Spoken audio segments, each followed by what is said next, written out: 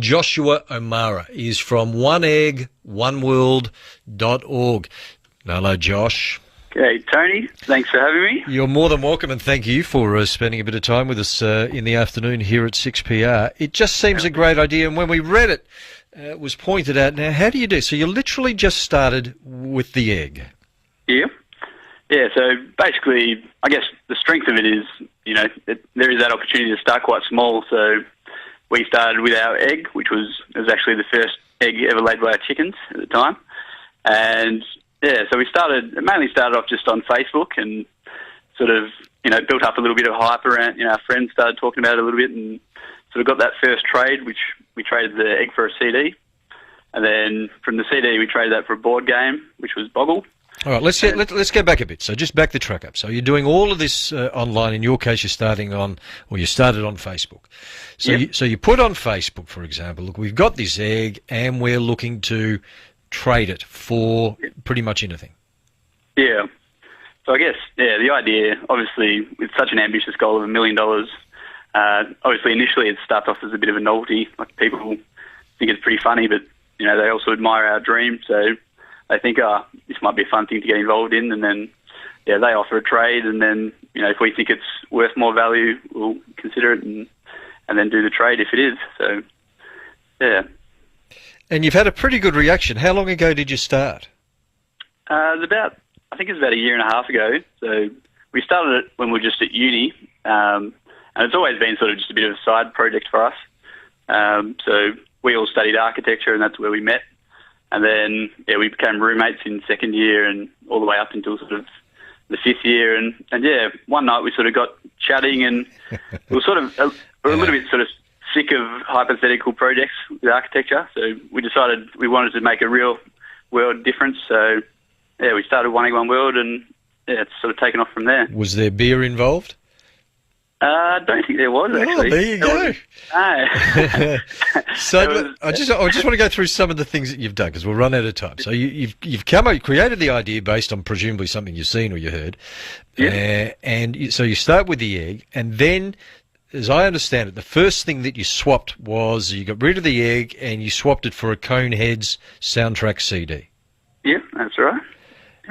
And then sometime later you put that up and you say, well, swap this, and then somebody goes to a board game of some description. Yeah. Yep. So what you're doing each time, you're increasing the value of whatever it is that you hold. Yeah, so basically, like at the start, our trades were pretty much growing by a factor of sort of 3 or 4.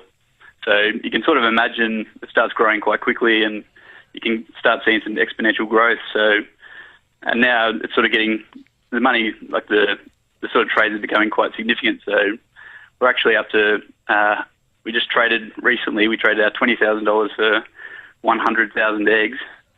So, and then from there we're selling the eggs to a supermarket for $30,000. So I love it. Yeah. So really, just in the 18 months' time, for doing not a lot of work, you've gone from one egg. Ironically, you've ended up with all these eggs, like $20,000 worth of eggs. Yeah. So you'll trade those, or you'll sell those then for cash. Yep. Yeah. So the egg company is actually branding the eggs 1egg1world eggs. So yeah, it's a bit of fun and I guess this way, like everyone can be involved because obviously as the trades get bigger, the amount of people that can be involved sort of diminishes. So whereas by getting back to single eggs, it sort of allows people to sort of get involved and support the cause. So well, along the way, you've had an Olympus camera. You ended up with a 1988 Toyota Camry. Yeah. You had a Sir Donald Bradman cricket bat. Well, why would you want to get rid of that? You had an African safari, including flights that somehow somebody gave you or swapped. Yep. And this is all from an egg. Yeah, so it's just grown from there. And then, I guess probably the highest point we got to, I thought, was Craig Ruddy, who is an Archibald winning artist. He came on board and he took the African safari, and then he was our first choice artist to do a painting for us. And then we actually got Kathy Freeman on board to sit for the painting. So they were both sort of our number one choices. And we just thought it was a dream come true. And then, that went to the Archibald and it actually became a finalist there. And, it was a great painting. Yeah, and we were sort of hoping that would go for about 80,000, but I think that was definitely the first instance where we down traded with that one. So, but yeah, we got back to cash, and from there, yeah, moved on to the All eggs. right, where would you go now with all this cash? And you think it could be the other side of $30,000, and then what will happen? How do you convert? How do you swap cash? What will be the next thing? Well, I'm actually hoping some of your listeners might have some ideas. So, if any of them out there want the $30,000 and have an item sort of worth either that or a little bit more, we'd be happy to hear from them, and we'd love to come down to Perth for a holiday, so it could be a good excuse. So. Well, there you go. Now, the intention of all this, we should point out, you hope to, you're raising some money. I think you've got about 2, maybe even 3 very important charities in your sites. Yeah, so we broke it down into 3 charities, which we broke into categories. So we chose an environmental charity, which is Cool Australia, and they do online school curriculum for kids from prep up until year 12. Sensational. And that's all, and that's all free. Yep. And then got a health charity called Traditional Healthcare, and they build health clinics for basically people with absolutely no health care at all. So they're currently building quite a big clinic in India.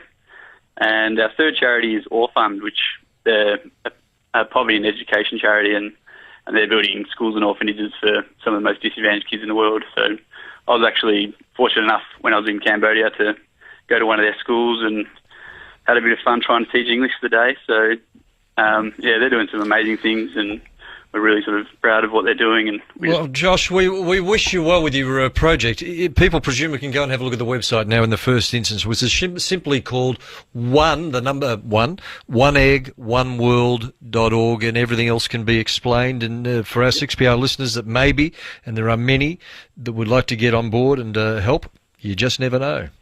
Yeah, beautiful. Sounds great. And, yeah, feel free to join us on Facebook as well. We're always sort of keen for more friends, so... yeah, the more the better. So. Good on you, Josh, and we'll be in touch. Well done. Thanks for having us, and I'll speak to you soon. Look forward to it, Josh. Joshua O'Mara from 1egg1world.org.